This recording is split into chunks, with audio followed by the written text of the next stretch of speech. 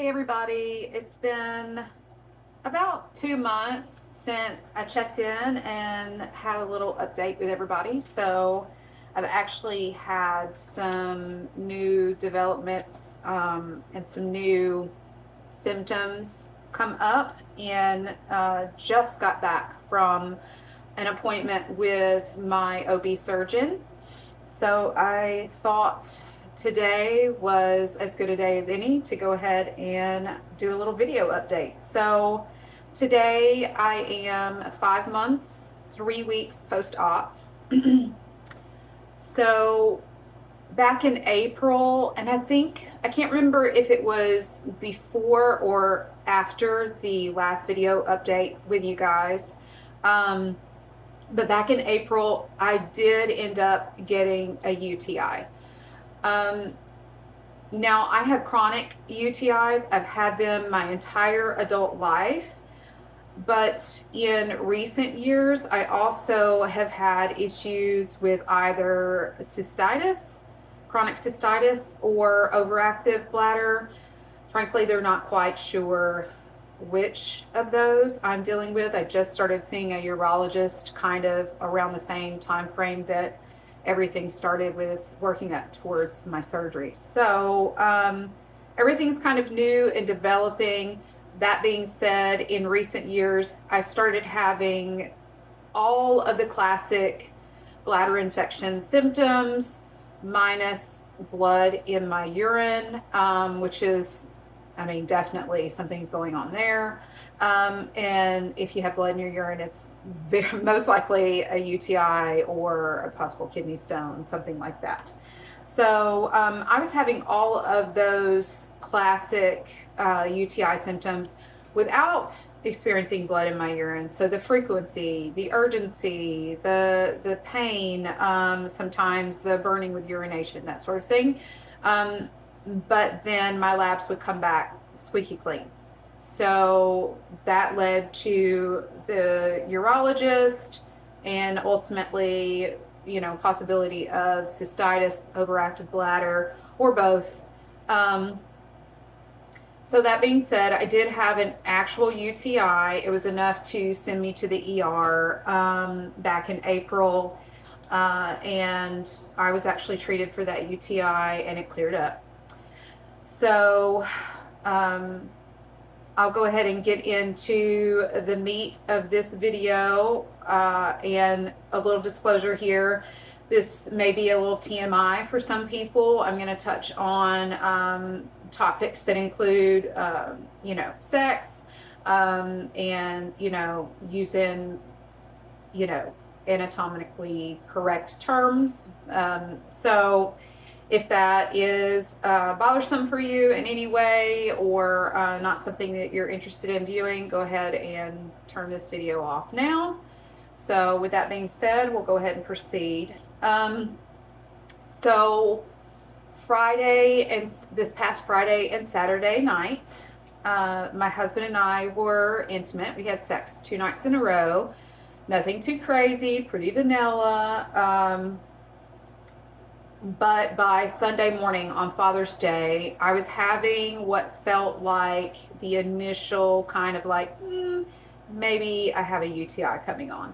Which, after having sex, you think, yeah, there's a pretty strong possibility. Mind you, since this has been a chronic issue with me my whole life, when it comes to preventing UTIs, I do all of the things. And if you are familiar with ever having a UTI or you've had issues with them throughout your life, you know what all the things are. So I'm not really going to get into that, but just rest assured that I do all the preventative measures before and after intercourse to try to lessen the risk for me getting a UTI. The way my anatomy is, I'm just, more prone to getting them. So it is what it is. But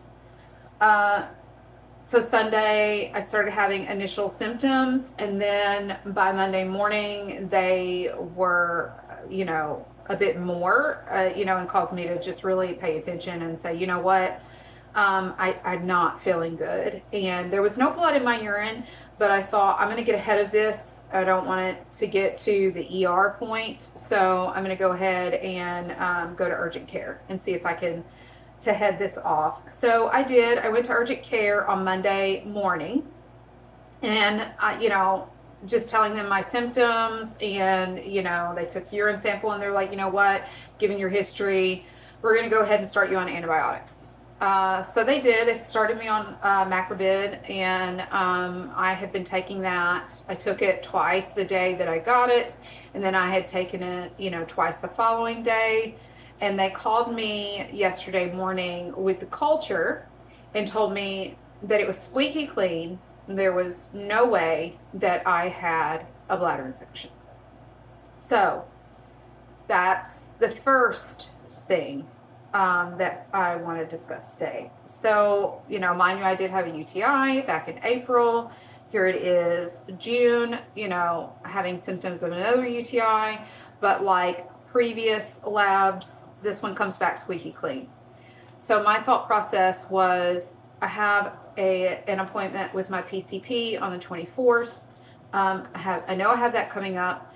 I went ahead and gave my urologist office a call and said, hey, this is what I'm dealing with. Do I need to make an appointment with you guys? Do I need to call my OB surgeon and make an appointment with them? Because I know that scar tissue can form with the close proximity of the top of the vagina there and the vaginal cuff, or where they stitch the top of your vagina closed.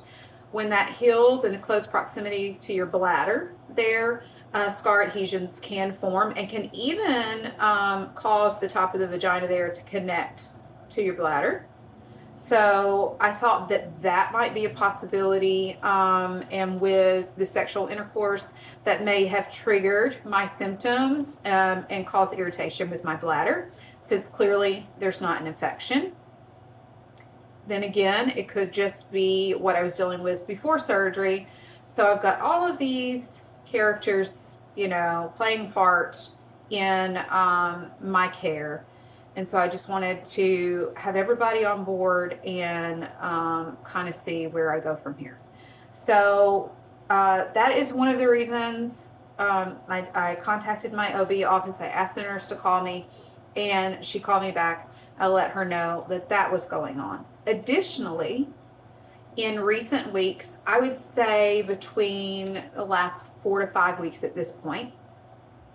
So I know I discussed this previously in one of my other videos, but I was having nerve pain in my hips and down my thighs after my surgery. And that came on pretty quickly. And it was not something I'd ever experienced before. So I had a very strong feeling that it was, I had like these pinching, stabbing, sticking, and like tenderness, bruise type feelings in my legs and hips. And so I thought this could be nerve pain. It could be associated with my surgery. So my OB surgeon did go ahead and prescribe gabapentin, I believe 300 milligrams for that. The downside was it made me so groggy the following day. Like I was in a fog, super sleepy, borderline lethargic. So it was not something that I could consistently take every day like they recommend that you do. So I had just been using it kind of periodically when the nerve pain would get more intense, because it was more so in the evenings, especially after I'd been on my feet for work or whatever. And so I was just, I would take it for a few nights or whatever to kind of alleviate some of that pain until it dissipated. And then if the pain started to come back, I would take it as needed. Even though that's not how it's necessarily prescribed to be done, it was working well enough for me. I just could not take it every single day because of the side effects flowing over into the next day. I mean, I'm back to work, and doing life, and I couldn't function like that. So that being said, in recent weeks, the past 4 to 5 weeks, I have experienced similar pain in my clitoris and the region surrounding my clitoris. So it was like a sticking, stabbing, more so sticking, pinching type pain. And when I say stabbing, it's more because sometimes it would be kind of like a sharp kind of sticking. And it could come out of nowhere with no stimulation necessary whatsoever. And then it could also happen, it didn't always happen, but it could happen with sexual stimulation. So, and when it happened with sexual stimulation, it tended to obviously be much more intense, last longer. So sometimes it could last, a matter of minutes, sometimes it was hours, and sometimes it could be a day or two. So with sexual stimulation, it was more intense and seemed to last longer. So I wouldn't say it was, curl up in a ball and can't function type pain, but given the amount of nerves in that very, very small centralized area, it was uncomfortable. When it would come on, whether it was, during or after, sexual intercourse, or if it was just out of nowhere, it was not the most comfortable feeling at all. So could I function? Yes. Did I enjoy functioning with those sensations? Absolutely not. So, since it's more recent, over several weeks, and I didn't have any scheduled appointment with my OB surgeon coming up, I did go ahead and message in the app. I sent a message to him, but I think there was some things lost in translation, that he didn't really understand me properly, and so that was kind of a fail there. I did a little experiment and took the gabapentin, and it seemed to help. So I was like, okay, so maybe this is nerve related as well. So I did go ahead, and when I contacted the nurse to have her call me, I did tell her about that as well. And so she said, yeah, we absolutely want you to come in. Can you come in tomorrow? And I said, yeah, I'm off tomorrow, and, just let me know when. So I went to that appointment and discussed the issues with the bladder, and discussed the issues with what I thought was possible nerve pain starting in that area. What I received today was confirmation that that is very likely nerve pain that is happening. And that, yes, there is a possibility that scar tissue has formed that is further aggravating the situation that I already have going on with my bladder. So what they did want to address was the nerve pain. I still have nerve pain that comes and goes in my hips and thighs. But the gabapentin needs to be taken daily to be most effective. So what they did was throttle back on the dose to hopefully limit the amount of side effects that I'm having the next day, so that I can take it daily instead of just kind of periodically here and there, so that it will hopefully have a more long-term effect on that nerve pain that I'm experiencing.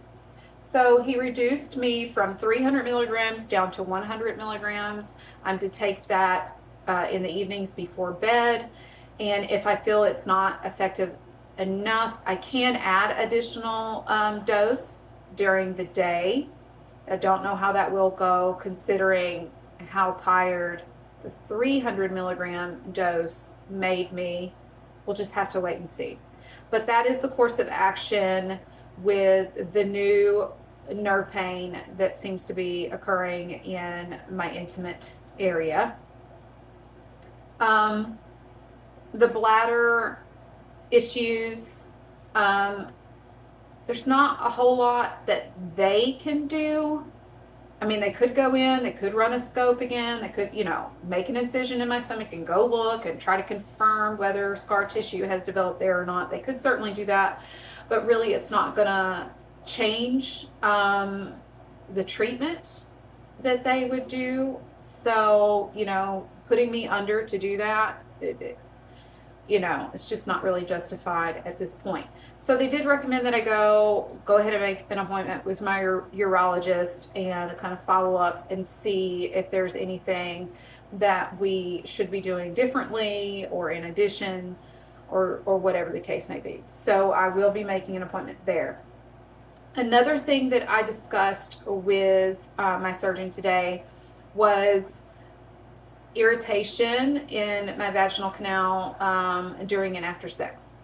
So what I have not experienced is vaginal dryness. Self-lubrication has not been an issue. Just to kind of bolster that, though, and to be sure that everything was good to go and comfortable, at times we have used additional lubrication, like I said, just to kind of like bolster those, make it more comfortable, I guess. Not that it's been uncomfortable or that I felt like I lacked in that area versus, before surgery. But, we're just doing all of the things. But I have still felt irritation and kind of a rawness following sexual intercourse. And the best way I can describe it is my skin feels, inside feels a little more thin. And just like it just cannot withstand the friction despite lubrication. So, he did say that is quite common, following a hysterectomy, even keeping my ovaries. And then on top of it, given my age, it's just kind of a natural thing that can occur at this time in life. So he ordered an estrogen cream for me to try to use, and he said that it can also, I can apply it to my clitoris, and that can also help that area as well, along with the gabapentin. So another happy side effect for a lot of women from doing the estrogen cream can also be that it helps to plump up that vaginal tissue and lessen the risk for UTIs, because it makes it a lot, it's not as easy for bacteria to enter the urethra if that tissue is healthy and plumped up. So that is the course of action that they are going to take. A couple of other things that I went over that's very weird, that honestly they could not give me any real direction on or explanation for. They seem to think that it's not hormone related. So if anybody out there can give me some insight or say, hey, I've experienced that too. Sometimes, and this was an issue for me last night, my skin itches like crazy. Now, I have been watching some videos and I've heard that can be a perimenopause symptom. And, a lot of experts and doctors and things tend to dismiss it. But a lot of women have noted that, that is something that they experience when they start perimenopause. I will itch from my scalp. Just all over. It's like my skin's crawling. And I want to just peel it off and crawl out of it. So sometimes it's just like, and sometimes it's just much more intense. Last night was one of those nights where I just couldn't with it. I was like, I'm a lotion fanatic anyway, but I was just lotion, trying to get some relief. And, the lotion's really doing nothing for me. It's just making me feel more clammy, which is gross. And then also temperature regulation has been really weird. So before surgery, I had actual hot flashes and I was getting night sweats even. And my surgeon seems to think that could have been my hormones all out of whack, but it could also been related to just the stress that was on my body at that time, given everything I was going through. But I would get the full-on hot flashes, night sweats, and all of that when I was getting sick back then before my surgery. That has dissipated, thank the Lord. However, lately I have been getting ice cube feet and then the other half of my body will feel hot. Not hot flash, not sweating, but just hot, you know, like a dry hot. I don't know how to explain it. Not steam coming off my head. It's not the same kind of hot that I experience with a hot flash, but just kind of overheated type feeling. Not necessarily extreme, but when your feet feel like ice cubes and the upper half of you feels hot like that, like you need to remove clothes up here, but yet you need a heating pad to warm up your feet, it's freaking weird, and you don't really know how to regulate that. And then sometimes it will flip flop where I feel cold and a chill up here, and then my feet feel like they're on fire. I don't know what's up with that. They don't know what's up with that. So if anybody out there knows what's going on, please just tell me I'm not alone, offer some insight. I don't know if there's anything we can do about that, but that's what's going on with me. And then just not sleeping well. The only time I feel like I sleep well is when I actually take the gabapentin for the nerve pain, when I'm having flare up, I guess you'd say, of that, and I finally break down and take it, and it knocks me out. But then again, there's the, you know, it carries over into the next day and have to deal with that. So I have been taking that for the past 3 nights, and last night it just seemed like it took forever to kick in, but I don't know if that will help, since now they're reducing the dose to help prevent those side effects. So I don't know what to do, you guys. I mean, the melatonin, I took that for quite some time to help with my sleep. And that seemed to really, you know, I know you're not supposed to take that long term, because then your body stops producing its own melatonin. And so, you know, I came off that, and yeah. So I don't know if this is just all the new normal. But I just figured I'd share, you know, I did bring it up at my appointment today. So we'll see what happens.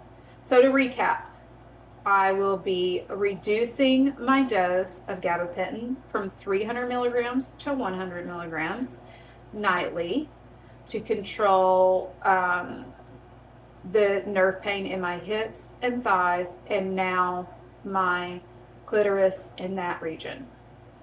I will be starting a vaginal estrogen cream that I can use topically and I'm assuming internally. Frankly, I don't know. I'm going to need to read about that, but that's the way it was explained to me. So I'll be using that daily. I know a lot of women use it at night, but I also read that, like, it's not something you want to, you know, have going on like immediately before sex. And with the way our life is, if we are intimate, that generally does occur in the evening time before bed. So I don't want to be, you know, having that all over me and then, you know, expose my husband to that. So I'm going to try to do that in the mornings. I feel like that's going to work best for me and us. So yeah, and then I'm going to give my urologist office a call back and see if I can schedule a follow-up with them as well. And then I have my primary care appointment coming up on the 24th. So that's what's going on with me. I don't know if any of this is helpful, or if it, you know, would kind of, you'd be like, oh yeah, me too, you know, with any of it. But I mean, that's really the whole reason why I'm putting it out there, because I know a lot of times there isn't much that we can do about some of these things. Sometimes there is, sometimes there isn't. A lot of times it's trial and error, and what works for me may not work for you. But that is my path, that is my story, and I hope that it helps somebody.